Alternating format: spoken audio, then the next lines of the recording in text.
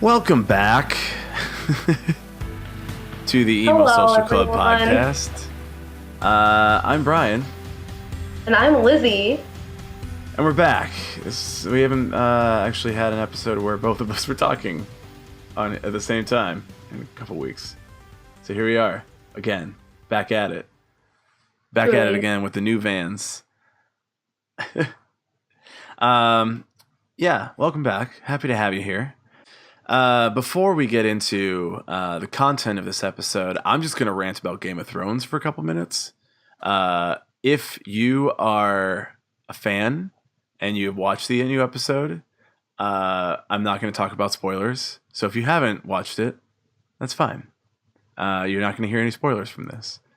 It was awesome, and I loved it, and I'm super excited, and I'm stoked on it, and it's a very good TV show. And now everybody's just making all these jokes on the internet about like, oh, cool, you haven't seen an episode of Game of Thrones. And it's like what we've talked about before is like, just if you don't have anything nice to say or cool to say to somebody, like, why are you talking?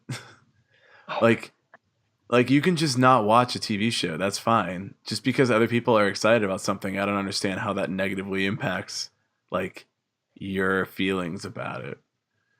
Oh, no, I agree. I've never watched Game of Thrones, but it's like, why are you being like, oh, I'm like the 1% who hasn't watched it? It's like, okay, cool. Also, that like, is impossible. Why are you bragging? I mean, from what I heard, it's a great show, so I don't understand why you would be like, I never watched this, though. Like, okay, you didn't watch a good show. Like, okay, weird flex. I mean, I got weird responses when I would say like, I'm just not super into Mad Men, or I didn't really enjoy Breaking Bad that much. Like these just weren't shows that like really hit me in the same way they hit a lot of other people. But like Game of Thrones didn't at first either. And then I got I took a second chance on it, and I ended up really liking it. And I got super into like podcasts about it and learning more about like the books and all that. And yeah, it's just like, it's exciting. It's a cool world and it's a cool story to me. And there's a lot of like intricate webs and shit of like, let's put this all together and figure out how it's all gonna like come to fruition. And I'm into that. And if you're not, that's also fucking fine. But that's also fucking. Well, actually, to mention, George R.R. Martin won the Chicago Public Literary Award. It will actually be along with another Chicagoan, Eve L. Ewing. I think I've heard the name before of her, but I don't know her work. But he's actually going to be making an appearance in Chicago, too. Maybe we can finally get those last two books out of him that I still won't read because... I was about to say, those are thick books. They're thick books. And I have the audiobooks, but they're read by a guy who's just like... And I'm like, you gotta... I don't like audiobooks, but they go too slow for me. You can speed them up. I tried that, though, and I'll be honest. I read really quickly, so I don't want to feel like I'm slowed down. Like, I walk really quickly in the morning, and when people are, like, walking like it's, like, a Sunday stroll, and I'm like, this is Tuesday rush hour commute, Karen. I need you to pick up the pace. It's always fucking Karen. Karen, anyway, George get the let out. Going to be in Chicago on October 10th at 5:30 p.m. Individual tickets start at $1,250. Ladies and gentlemen, the Emo Social Club is currently fundraising for at least $1,200. Also, no, you got 50 no. Though. Yeah, no, that's. Oh, Jesus Christ! All the money raised goes straight to Chicago Public Library Foundation, though, so it's for a good cause. Yeah. But it's not good money. Yeah. Everyone, please just give a couple bucks to the Chicago Public Library. Thank you. Just do that instead. Endgame, Avengers Endgame will also be out by the time that we put up the next episode of this podcast. So I'm going to talk about it now because I probably won't talk about it for the next one. I'm excited for it. And shut the fuck up. Just keep it there. Like, I don't know. I'm just like, there's all these memes about it now on the internet of like, hey, if you're super, not, if you're not into something, like just let people enjoy the things that they're into. You don't need to be trying to look cool because you don't like something. So that's my PSA at the top of this episode is, yeah, Wow. that's correct though. That's like a good take. Like just let people like the shit they like. And if they're not into something, that's also okay. Unless it's like bad. Like if it's like harming people, then like don't do that. That's bad. Yes, I'm talking about TV shows and general entertainment. Yeah, like Not so if we're much talking about like other things, like, hey guys, I'm like a sociopath and I like to go outside and like capture animals and like torture them. Like, no, that is not right. We that's will not let people enjoy that. that is 100% not what I'm talking about. I'm It's just just saying. TV and movies. Yeah, general PSA, don't be into people doing weird shit, I guess. I There's don't know. levels of shit, but there's some fucked up weird shit levels too. Like, don't do that. Sure. But can we also talk about how the Star Wars trailer dropped Yeah. and they're teasing the return of Emperor Palpatine? Yeah. I don't know. That's my one like really nerdy thing, I guess, because I really thought that all the Avengers movies started to look like cheap TV made for movie, like made for TV movies to me. So I like just stopped watching it like after Thor 2. Oh, you've missed out. Thor Ragnarok, Guardians 2. I like Guardians. I like Guardians. Those are the only ones because they're not like really super aligned with Mm. like Avengers necessarily. I think that's why I liked it more. But I was like, I'm severe, and I also don't like Iron Man, nor do I like Captain America. What? What is happening? Anyway, what were you talking about? Star Wars. Let's get back to Star Wars. Wow, Star Wars is great. Yeah, Star Wars is real good. I'm really hyped for Star Wars Land to open in Disney World and to go there. Yeah, that'll be good. I have the hot take of really enjoying The Last Jedi when no one else did. I just like they were listen, I think everyone's just trying to compare it to like the old stuff and you can't compare it to the old stuff in the same way. Like it's I just don't. not going to be the same because you have to Yeah, appeal to a different type of audience now. yeah. It's not People people that who are like are immediately kids. awestruck by like the basic simplicity. Yeah, Like you have to cater to those people, which is why the storylines seem pretty formulaic for the most part. But then you also have like, oh, we have like this new younger audience, so we have to have like all these additional things added to it. And it's like it's yeah. not that hard to just accept it. Like I can understand like real critiques about it, but I would also say if you watch it again, uh, think of it like it's an anime because there were a lot of very like straight up anime sequences in it. Like me and my friend were sitting there like, there's like some weird like Naruto type references in this. Like stop. I'm serious, but like watch it because like it's there. Don't ruin this for me. How is that? I'm just making it better for you. Anyway, let's do some quick The only plugs. anime I watch is Sailor Moon and Attack on Titan, and that's Okay. it. Okay, keep watching. All right, plugs. Real quick, off the top. The next emo night, LA in Chicago, is on May 4th. I am basically DJing all of them now. Been brought on as like a guest DJ Proud of for him. the summer. Yeah, so if you are around on May 4th, it's a Saturday. It's the only Saturday that we have for the summer. Should be really cool. Should be a lot of fun for you and your friends. The last one that we were both at was real intense, real surprisingly intense. It really was. Call Me Maybe came on. That was Yeah. it. Siska was only gonna play for like a little while, and then he was like, "Man, like I only brought this many songs to play on my playlist, but I feel like a lot of it's gonna like bring the crowd down. Can I borrow some of yours?" I'm like, "Yeah," or like even better, like just play Carly Rae Jepsen. And he's like, and I was like, "Fine, I'll do it." So after he was I'll done, do it for you. I played Call Me Maybe, and it went off. It was excellent. It was great. Yeah. So yeah, the next one will probably be something weird like that too, because we just have fun. Shout out to Chelsea who puts on the event here. She does hard work. I know what it's like to do work like that and put on an event basically all by herself. She gets support from like the main Emo Night LA team, but for the most part here in Chicago, it's her. It's her merch. It's her setting up with everybody who needs to come out and be a part of the night. So that's merch person, photographers, videographers. If there are any anything like that, is all her, and she does a great job of just putting on a real good time. So it's fun to have everybody in a room just sort of jumping up and down to the music and having fun. So May 4th, or May 4th. We'll see you. We'll see you there, Subterranean in Chicago. My cover band, Addie's Corner, also has a show on June 7th at Cubby Bear. We, I think, just put it up. I don't know if it's actually an event on Facebook yet. I'll have to double check on that. But keep that in your calendars. Write it down, jot it down in your Chandler right now, and keep that on hand, because that show is going to be fun if you're into that. And then later that night, funny enough, is Emo Night LA at Subterranean again. So, wow, you're just running back and forth. Double whammy. I'm into it. I like it. Fun just running. It's okay. We did that when we went to both Emo Nights. Yeah, exactly. Back-to-back Emo Nights. It's doable. Lizzie, you got anything going on?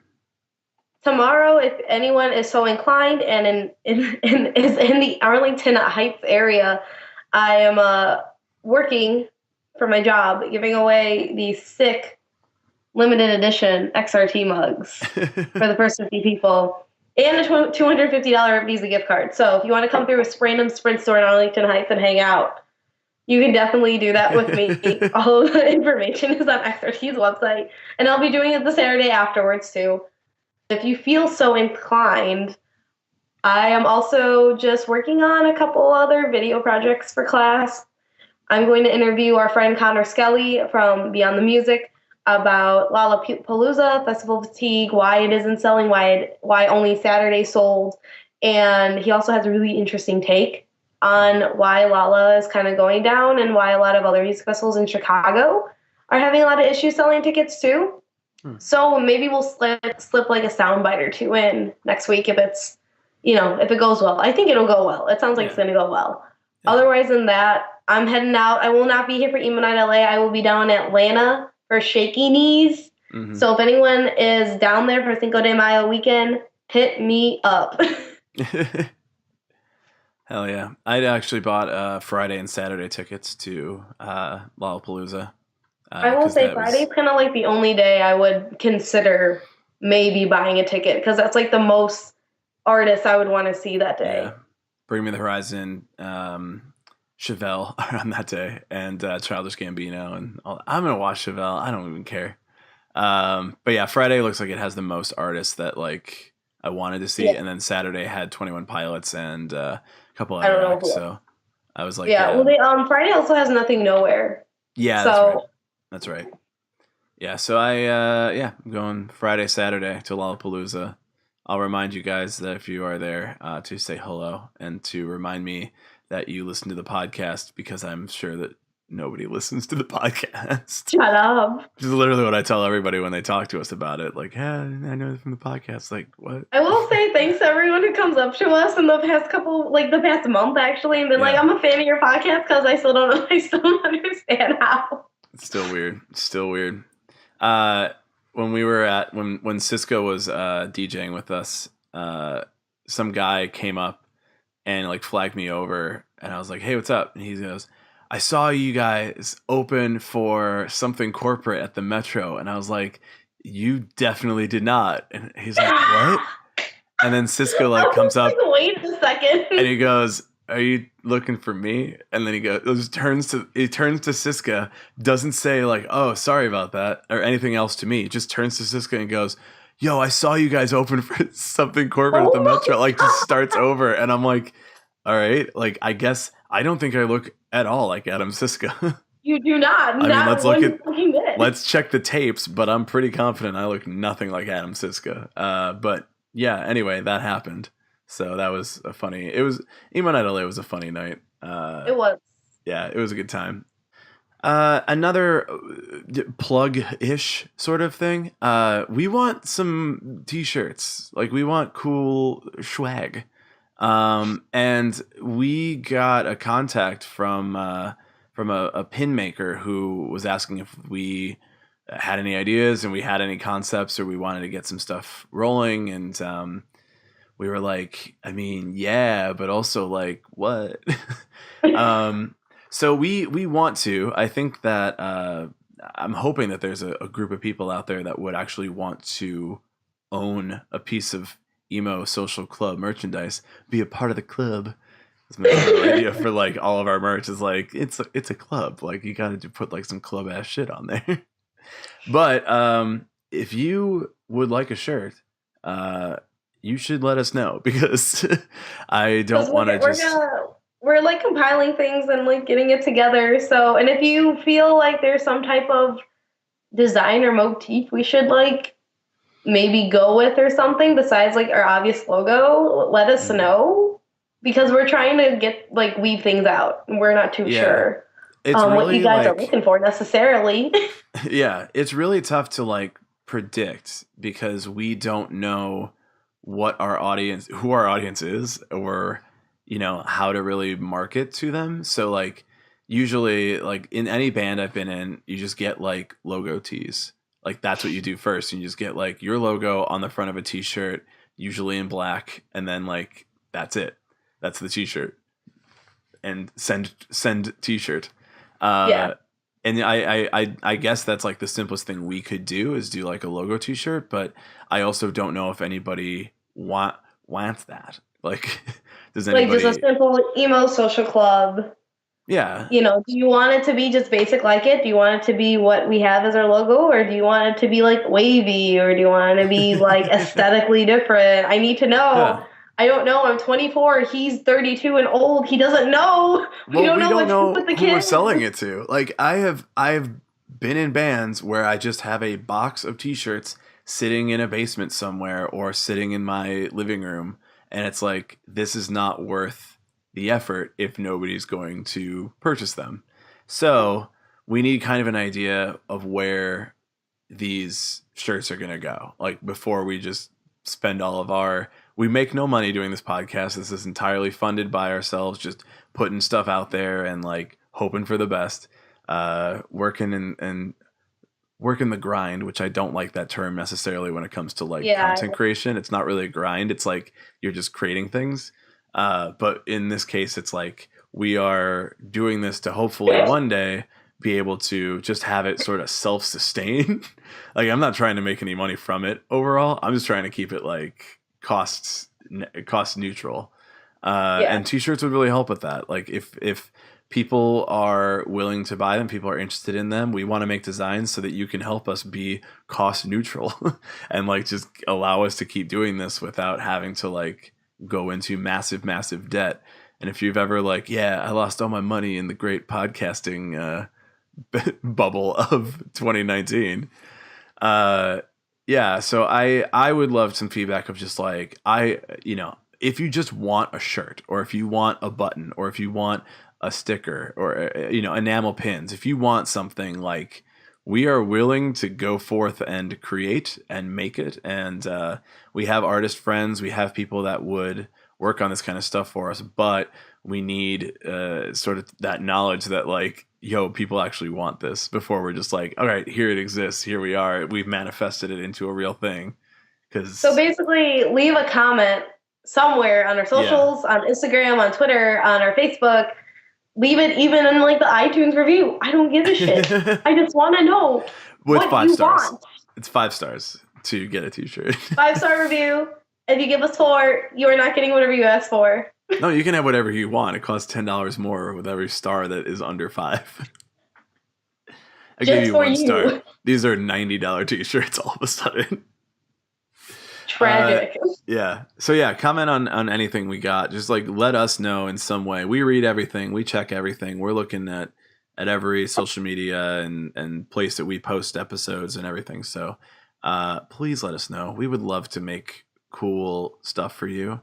Because I would wear it too. I'd be walking out here just like, cool T-shirts and Yeah, cool I'd be like, hey, pins. look, And, there's my brand. And everyone would be like, what's yeah, that? I'd be like, it's me and yeah. my decrepit old man. But I also don't want that to be the only customers. It's just me and you. Like we're the only people that have any faith in this goddamn project. I know. I want more people to have faith. So please have faith in us and continue to do so, and let us know what kind of merch you want, especially with the impending summer, Yeah. first fall, third summer. God knows what the fuck is going on here in Chicago. Just let us know what you hot. want to wear when it's hot outside. Yeah, we'll make some tanks. We'll make dad hats if you want that, I guess. Yeah, sure. Why not? I mean, But let us know before we make it. I don't know what you want. I don't wear hats. It obstructs my bow. As we yell into the void, I don't know what you want.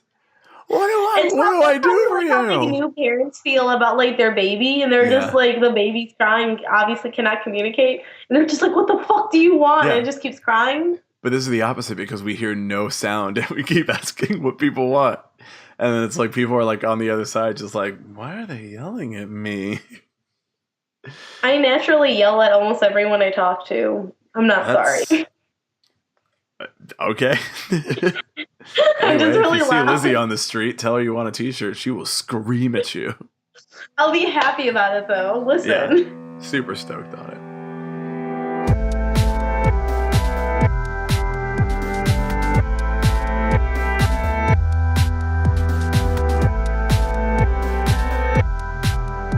So podcasts are a new age media method that a lot of people obviously like us use.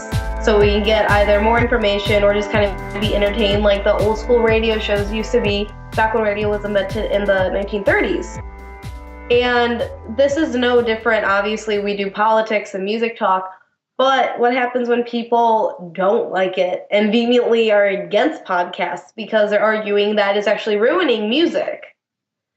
I actually found this article from the Washington Post, and it's an op-ed article by Chris Richards, a pop music critic, and he essentially states that he doesn't really like podcasts, but then kind of goes into detail saying he likes well-constructed podcasts and that he feels like he just hasn't found one yet, meaning he wants something that's edited together. You have kind of more of an NPR-esque style, which I get it. I appreciate that. That's the type of podcast I personally really like to edit and work on.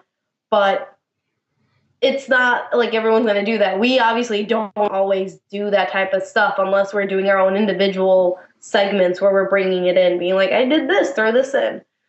So in the way that he's also arguing that we're too busy listening to podcasts and eavesdropping in onto other people's conversations when listening to podcasts, especially like podcasts like we do here, and that we're basically just saying this is podcast nation now. There's like no new music. There's no filtration of it, which I find super interesting, especially for somebody who is, their main goal is to research new music, whether it be, obviously he's a pop music critic, so it's a little bit easier in some senses, but there's also underground pop. So I really just want to know what is his other experience with it, with people just not maybe listening to music or researching music. But I also want to say, is that even new? Because I know that even before podcasts, I had to really yell at my friends to check out new bands because they just didn't feel like it was necessary. So is it really a new concept, or is it something that's just being brought more to light because podcasts are another popular form of entertainment through a new media aspect? Yeah, so basically this article is kind of saying that, so in my mind, this is kind of a Gary Vaynerchuk thought process that I've heard him say on many podcasts and other formats because he puts all the same shit out on everything. Right. But basically that every form of audio medium is fighting for share of ear. So, for example, podcasts aren't competing with each other. Well, they are, but they're not just competing with each other for listeners. Bands aren't competing with other bands for who's downloading their music and listening to it. They're competing within the same realm of, if you're listening to audio, you can really only listen to one thing at any given second. So you're competing with every other song that exists and every podcast that exists. Um, but I don't know. I kind of find it strange about like from what I'm skimming through it again. There's mostly talk of like bigger, more produced podcasts that have money behind them. He brings up Serial, Pod Save America. Right. These are people that have money behind it. They make it more like a glossy sort of thing on it, more like a news program would be, just as an audio format rather than as a visual format in most cases, because a lot of these are also streamed and put on YouTube. Hi, by the way, Email Social Club on YouTube. But I mean, one of the reasons why people like podcasting so much is that literally anybody can fucking do it. Like, we're both sitting in our rooms right now recording a goddamn podcast. This is not my room. This is my grandpa's room. You need to stop saying that. You need to stop saying that. You need to keep bringing that back up. You need to get a door and you need to move out. But anyway, yes. So it's very strange to me that someone is sort of complaining about like the produced podcasts that I don't know. I feel like the whole thing about podcasts is, of course, that anybody can do it, and it's a very like social medium where anybody can make their own podcast and put it up, and it's all about like working towards a having sort of an audience and a goal with that. And of course, there are always going to be people that are making, news podcasts that are going to sound really good. NPR being like one of the bigger ones of like news format, and like it's supposed to be news that you're listening to like on the radio. And I don't know. It's like, are you complaining about the radio too? Like, I don't know. I'm having a hard time really understanding. Right. I mean, if you break it down in the way it's basically saying, I'm too good for this.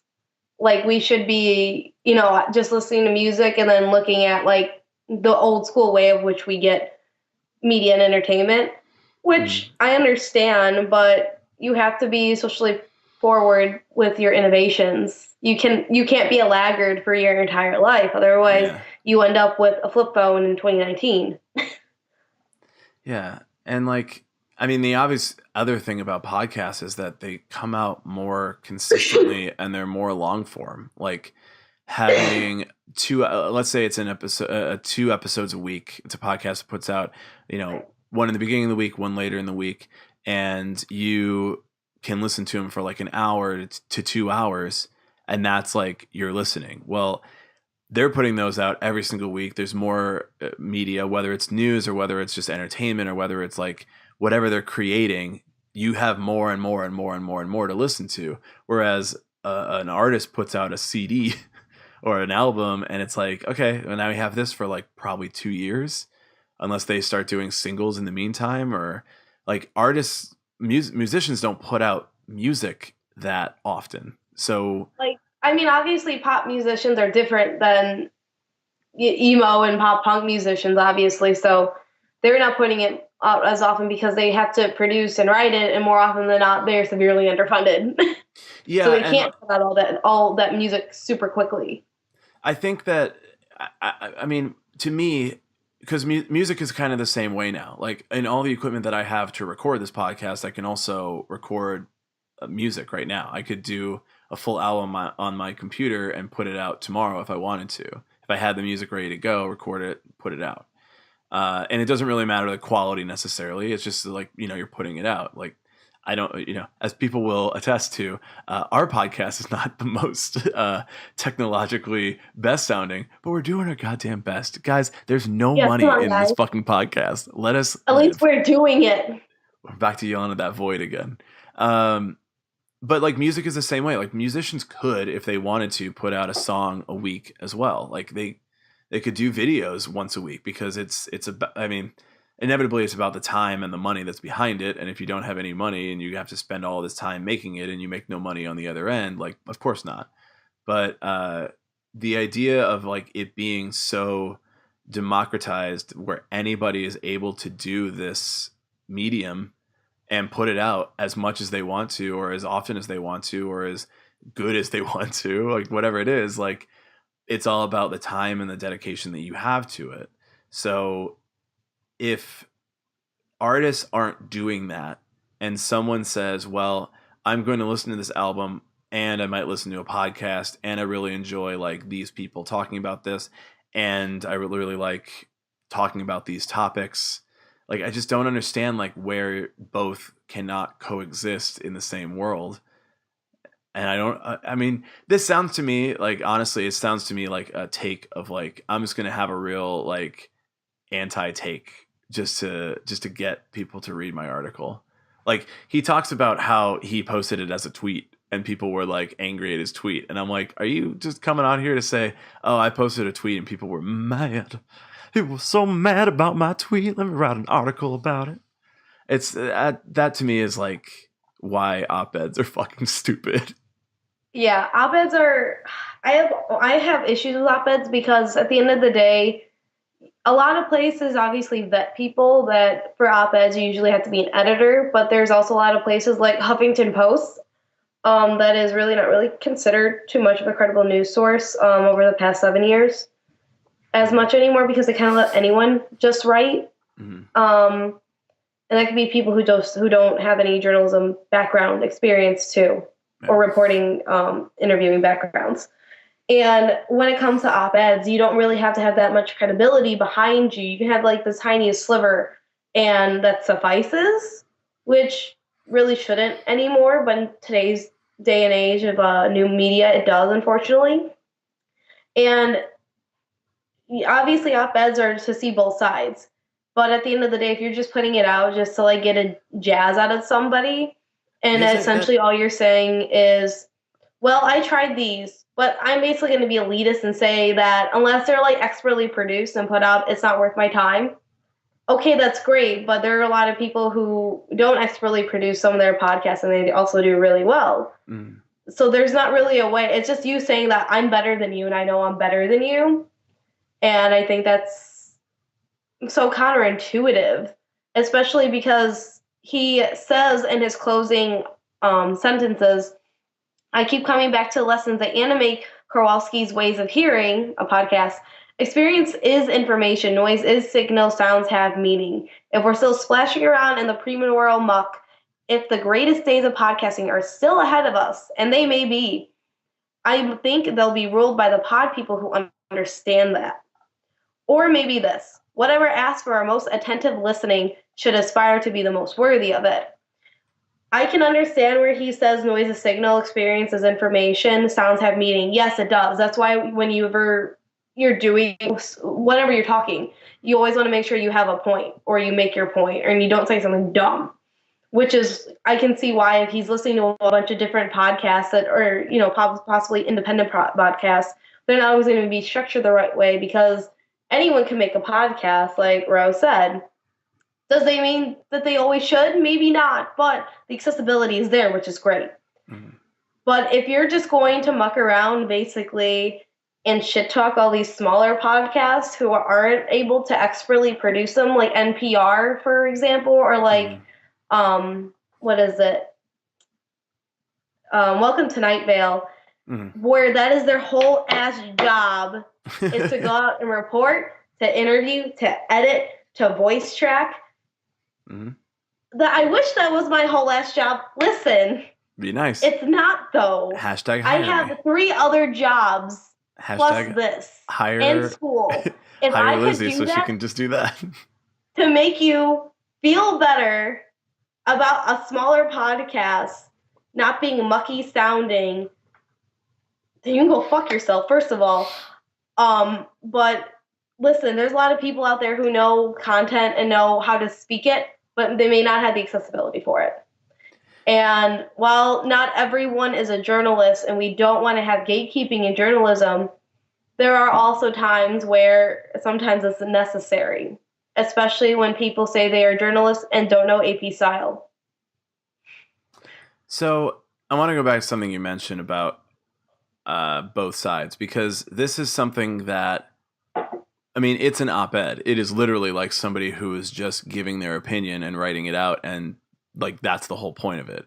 And I've kind of felt like there's no real need for, like, this is Washington Post that has this article, and it's like, you don't need to have an op-ed section that just talks about what he tweeted. Like, Twitter is an op-ed section. Every journalist, everybody who writes for a newspaper or writes for an online whatever is on Twitter writing about that shit. Most people are just reporting what they read on Twitter. Like, there is no real need for you to have an op-ed column about what you tweeted. Just tweet it and move the fuck on and deal with the reaction you get from that. And then if you interviewed and talked with people and like their responses, I could see that as being a constructive op-ed, but this was more of like a gloating, I'm better than you op-ed, which is what's the reason you spent at least a minimum of 6 hours writing this piece and editing it and sending it to an editor and drafting a proposal and a pitch. And this is like kind of the problem with these mediums being so democratized is that when anybody can say whatever they want and put it out and have content and something going out to whomever the audience is, whether it's one person, hi guys, or if it's 1,000 people, it's you still are building an audience and you're able to say whatever you want to say.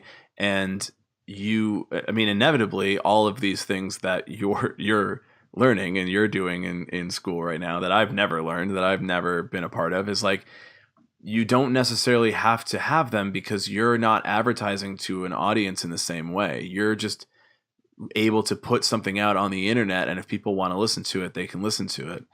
I heard a really interesting... We have obviously a plethora of options. Like, people can go and listen to like Pizza and Pop Punk podcasts, which is great, but people have options. You don't have to listen to us. You can go and keep looking for whatever suits you, but don't trash on everyone else unless people are like being a bunch of like racist right-wing assholes. Then yes, trash on them. But again, so this is the argument, and no, I do not agree with racist right-wing assholes. You're a racist right-wing asshole, you asshole, who's also racist and right-wing.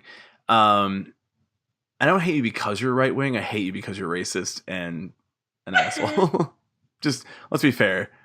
Let's divide this up. Believe whatever you want and then be an asshole, but just be an asshole. But I think it brings up a weird, like, sort of transition, and sorry that I'm kind of like going off topic a little bit here, but I heard somebody say something the other day about like platforming people and like giving people an opportunity to speak on whatever they want to speak about, and because people are so inflammatory that you keep bringing them on.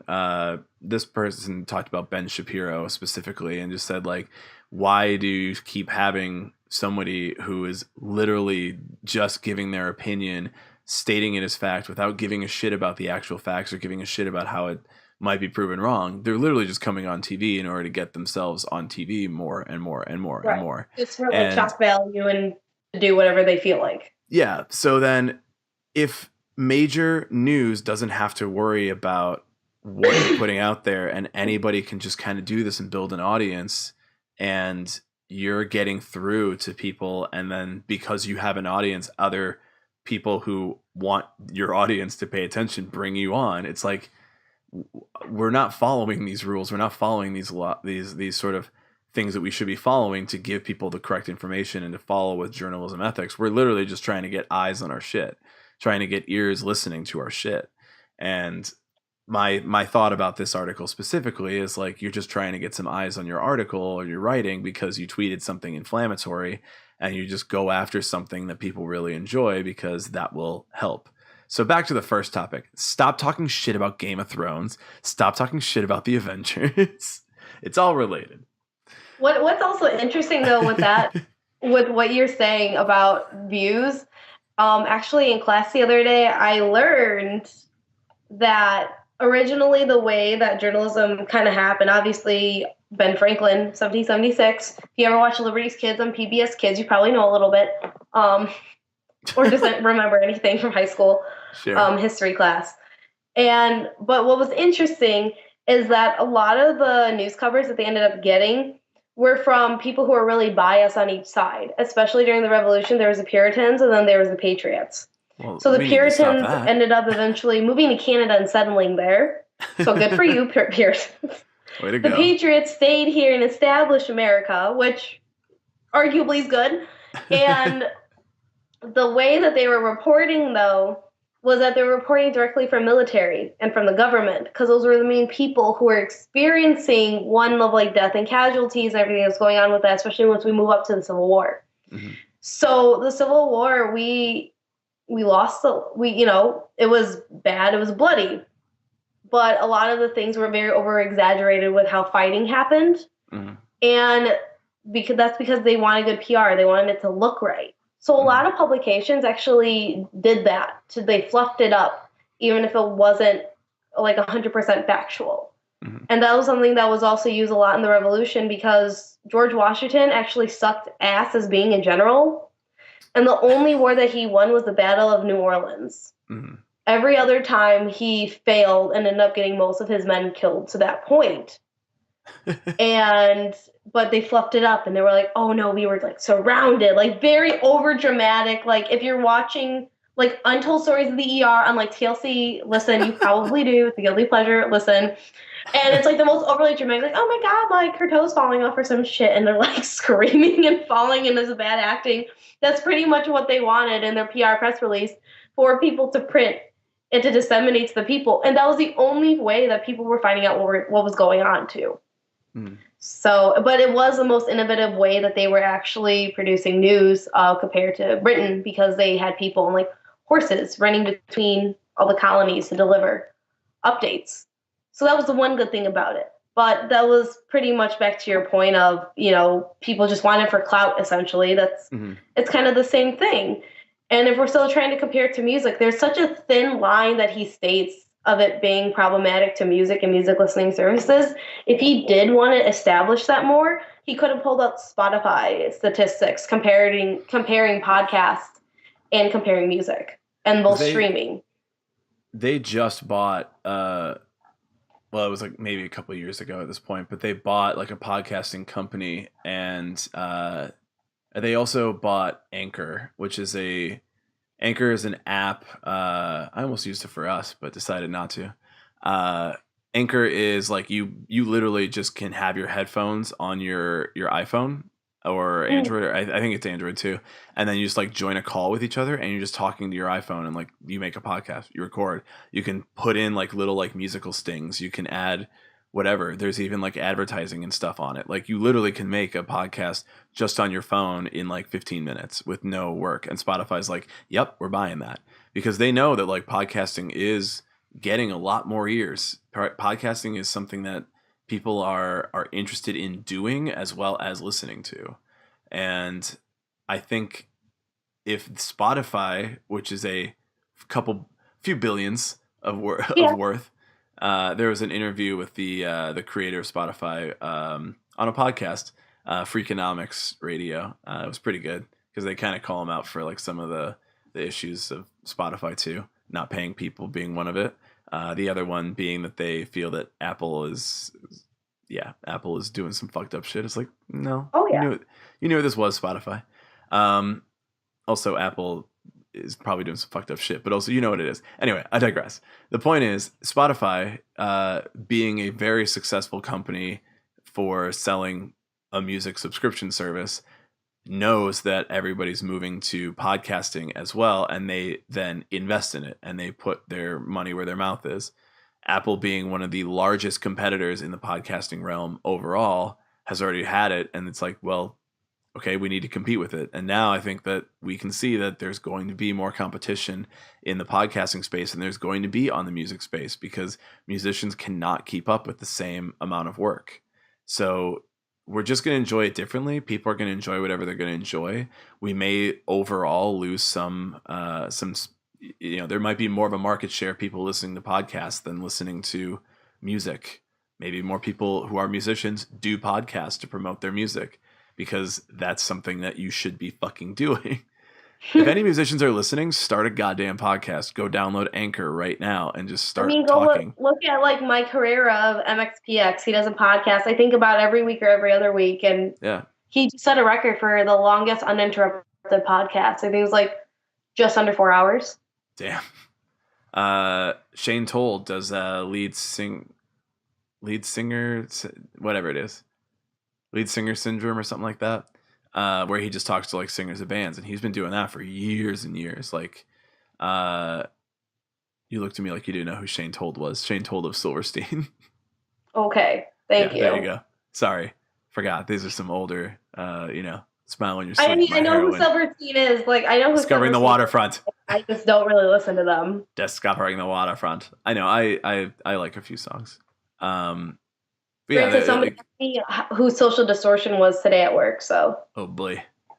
If you're a musician, start a podcast. It's such a good idea for everyone at this point. Like, this is, and I will also say that as much as I fuck it up, this is one of the easiest things to do. Like, technically, I make it more complicated because I'm trying to put it on YouTube, youtube.com/emo social club. We don't have that yet. We need 100 subscribers to get there. Please go subscribe to us on YouTube. But when, when you want to do it, it literally is like getting simpler and simpler, and it's easier and easier to put it up on the internet and get your voice out there. And I think that overall, that is a good thing. That is a net good, that more people are able to do something and build their own audiences and make money on their own terms and do their own thing. I think that having the opinion that it's bad will get you popular on this podcast for a minute, and maybe on Washington Post, but overall, like, it's fucking dumb. It's a dumb argument. You're dumb. Don't think just to piss people off. Like, yeah, if you make a statement to like, and stick to it. Make it defining, even if it's something that isn't traditionally agreed upon. Like, stick with it and make it defining. Otherwise, you're just as bad as everyone else who fabricates. Basically, in the end. Yeah, assholes.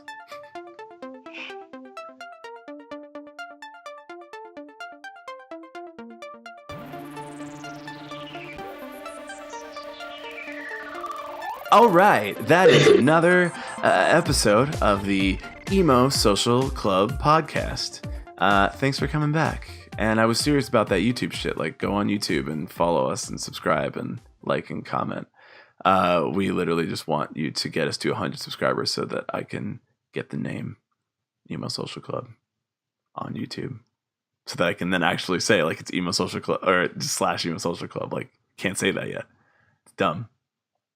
Yeah, go and check us out on the internet in many places and support our support our money drain of a podcast. Yeah, do that, and then tell us where do you want us to money drain more into merchandise for you guys to get a hold of and have fun with, because it would be cool, but we also want to know what you want. Yeah. So comment before we spend on our social medias, on our YouTube, on our fucking reviews on iTunes, even. But 5 stars, please. If you give us 4 stars, suddenly the price is more money. It's more money for you. Yeah, I will hold true to that. I will check your review scores. Anyway, that has been our episode. And from all of us here at the Emo Social Club podcast, I'm Brian. I'm Lizzie. And goodbye.